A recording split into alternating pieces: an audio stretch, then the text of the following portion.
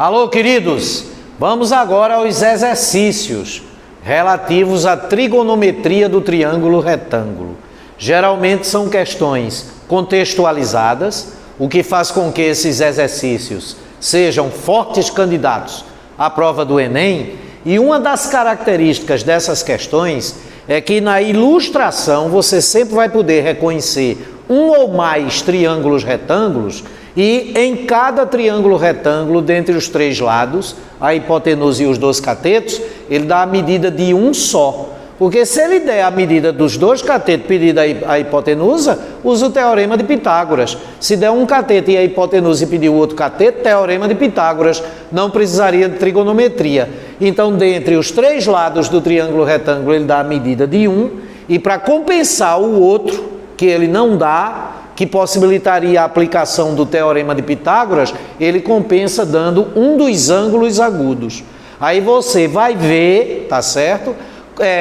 Qual razão trigonométrica vai se aplicar, né? Por exemplo, se ele der o cateto oposto e pedir o adjacente, ou vice-versa, o cateto der o adjacente e pedir o oposto, é um problema de tangente. Se ele der o cateto adjacente e pedir a hipotenusa, ou der a hipotenusa e pedir o cateto adjacente, é um problema de cosseno.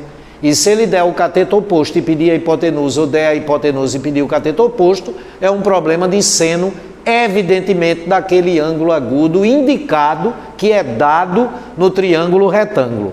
Agora eu quero, antes dessa primeira questão, explicar uma coisinha a vocês. Imagine aqui um observador. O que é isso aqui em azul?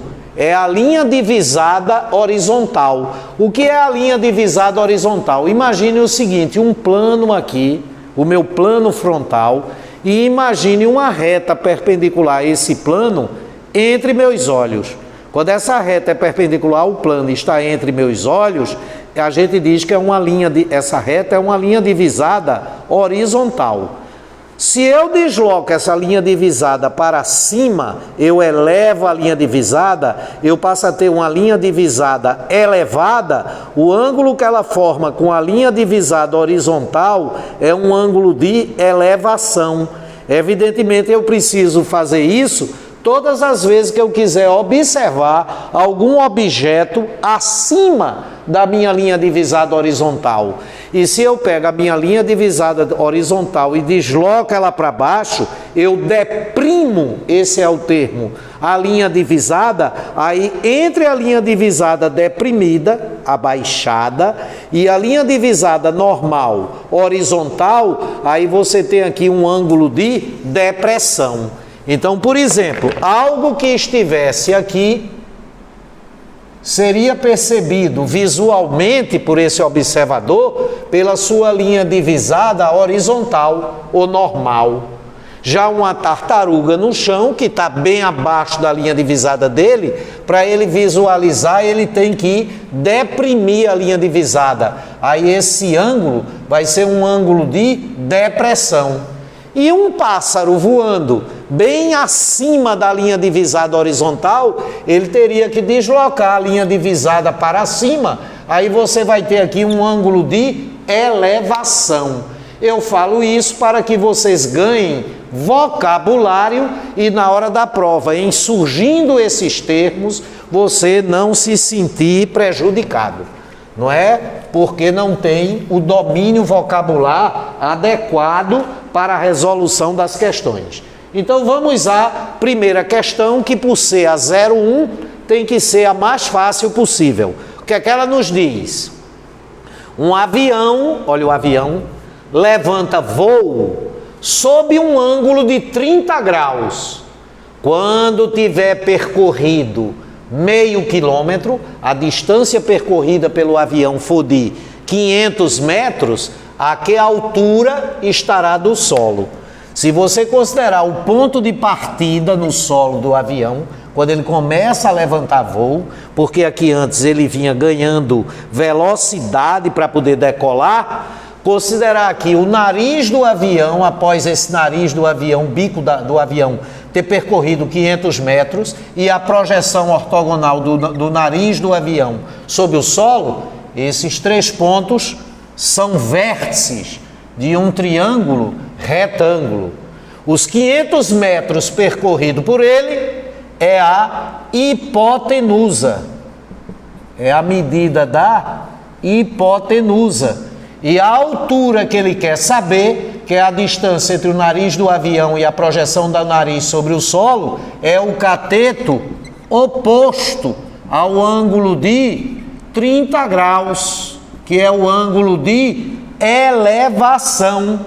Esse ângulo de 30 graus é um ângulo de elevação, porque ele está acima da linha divisada normal, horizontal, para quem estivesse no solo. Moral da história: se eu sei a medida da hipotenusa, 500 metros, e quero a medida do cateto oposto, ou vice-versa, soubesse o cateto oposto e quisesse saber a hipotenusa, ou seja, quando o avião se encontrasse a uma altura de 500 metros, quisesse saber a distância percorrida, quem relaciona hipotenusa com cateto oposto com hipotenusa, é o seno. Então, o seno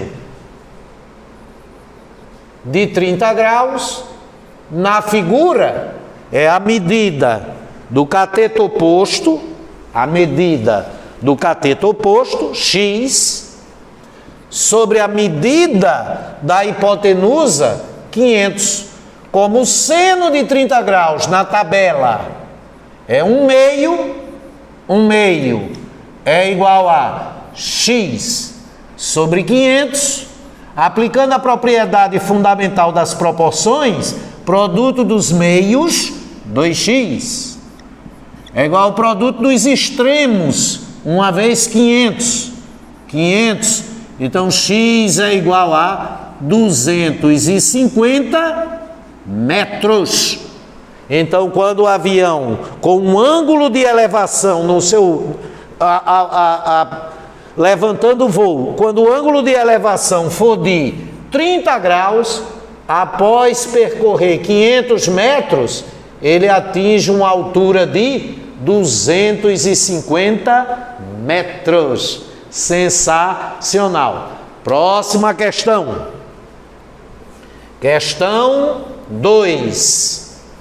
Essas questões são candidatíssimas na prova do Enem. Vamos a essa questão, que é que ela nos diz. Um helicóptero e um carro de polícia perseguem um carro de bandidos.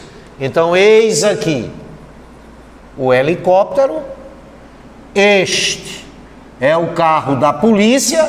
Estou considerando o helicóptero e o carro da polícia como pontos materiais, desprezando as suas respectivas massas e dimensões, não é?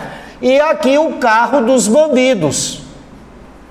Observe que o helicóptero, o carro da polícia e o carro dos bandidos são os 3 vértices de um triângulo retângulo. Vamos continuar a leitura. O helicóptero está a 360 metros de altura. O carro da polícia está bem abaixo do helicóptero, no prumo. O que é que ele quis dizer com isso? Por isso que ter vocabulário é bom, hein? Está no prumo, está na mesma vertical, numa mesma reta perpendicular ao solo. Então o helicóptero e o carro da polícia, né, estão no prumo, estão numa mesma perpendicular ao solo. Por isso que esse ângulo é de 90 graus.